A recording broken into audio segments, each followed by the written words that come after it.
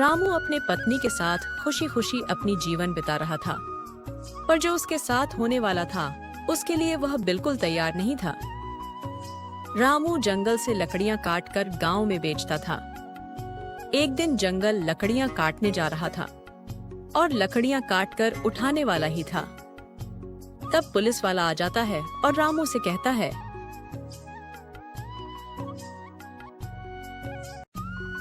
कौन है तू और जंगल से लकड़ियां क्यों काट रहा है? चल मेरे साथ जेल में रहेगा, तब तुझे अकल ठिकाने आएगा। अरे साहब, मुझे छोड़ दो, मैंने आपका क्या बिगाड़ा? तूने मेरा कुछ नहीं बिगाड़ा है। जो तू जंगल से लकड़ियां काटता है, सरकार ने मना कर रखा है और तू कानून के खिलाफ वर्जी कर रहा है। तुझे तो सारी जिंदगी जेल में सड़ना पड़ेगा। मुझे पता नहीं था यहाँ से लकड़ियां काटने पर पाबंदी है। अगर मुझे पता होता तो मैं कभी यहाँ से लकड़ियां नहीं काटता। मुझे एक बार माफ कर दो साहब, दोबारा यहाँ नजर आया तो पकड़ लेना। इस बार मैं तुझे माफ कर रहा हूँ, अगर अगली बार दिखा तो मैं तुझे गोली मार दूंगा। इसके बाद रामू उदास मन से घर चल पड़ता है। जैसे ही रामू घर पहुंचता है, उसकी पत्नी शिमा कहती हैं, ये जी क्या हो गया, आज लकड़ियां बेचने नहीं गए क्या? इसके बाद रामू अपनी पत्नी को सारी बात बताता है।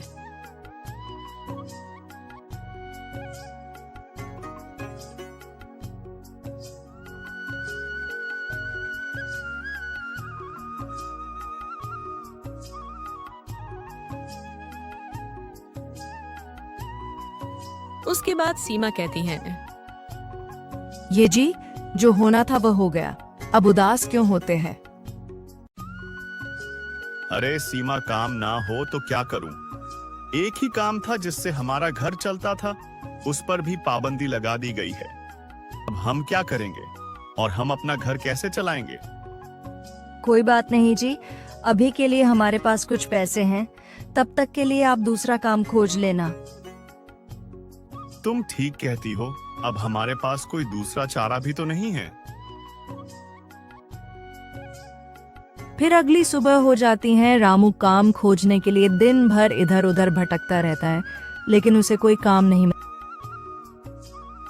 शाम को रामू घर लौट आता है और सीमा कहती है, कोई काम मिला कि नहीं?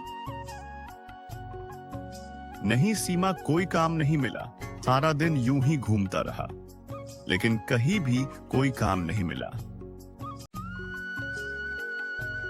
कोई बात नहीं जी, कल आप फिर से काम की तलाश करना, शायद कोई काम मिल जाए। फिर से काम की तलाश में निकल पड़ता है, पर उसे आज भी काम नहीं मिलता है। आज कोई काम मिला कि नहीं? सीमा, आज भी कोई काम नहीं मिला। लगता है इस गांव में काम करने के लिए किसी की जरूरत ही नहीं है। कल मैं दूसरे गांव काम की तलाश में जाऊंगा। आप रहने दो जी दूसरे गांव में, सर्दी का मौसम है और दूसरे गांव में जाना खतरे से खाली नहीं होगा। तुम ही बताओ सीमा कि मैं क्या करूं, यूं ही तो हाथ धरे तो नहीं बैठ सकता। तभी सूरज आ जाता है और बाहर से आवाज लगाता है, रामू भाई और रामू भाई घर में हो कि नहीं? तभी रामू सूरज की आवाज सुनकर बाहर चला जाता है। अरे सूरज भाई, कैसे हो? बहुत दिनों बाद कैसे आना हुआ? क्या करे रामू भाई, कुछ काम से आया था, सोचा मिलता चलूं। थोड़ी देर बात करके रामू सूरज को अंदर बुला लेता है। और बताओ रामू, तुम्हारा काम कैसे चल रहा है? क्या बताऊं सूरज भाई, कुछ ठीक नहीं चल रहा है। जंगल से लकड़ियां काटकर गांव में बेचता था, जिससे हमारा घर चलता था, पर लकड़ियां काटने पर पाबंदी लगा दी गई है और घर में खाने को कुछ नहीं है। समझ में नहीं आ रहा है कि मैं क्या करूं। रामू, तुम ऐसा क्यों नहीं करते हो? अभी सर्दियों का मौसम आने वाला है। बाजार से कपास और कुछ सामान लाकर कंबल बनाकर बाजार में बेचना, इससे तुम्हारा घर भी चल जाएगा और अच्छे पैसे कमा सकते हो। सूरज भाई तुम ठीक कहते हो, इससे अच्छी तरकीब और क्या हो सकती है।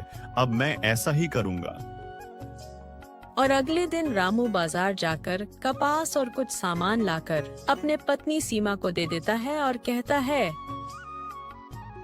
सीमा, इस कपास से तुम कंबल बनाओ और उस कंबल को बाजार में बेचकर अच्छे पैसे कमा सकते हैं।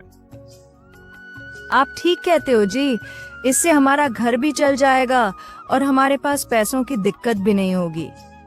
मैं अभी कंबल बना कर देती हूँ।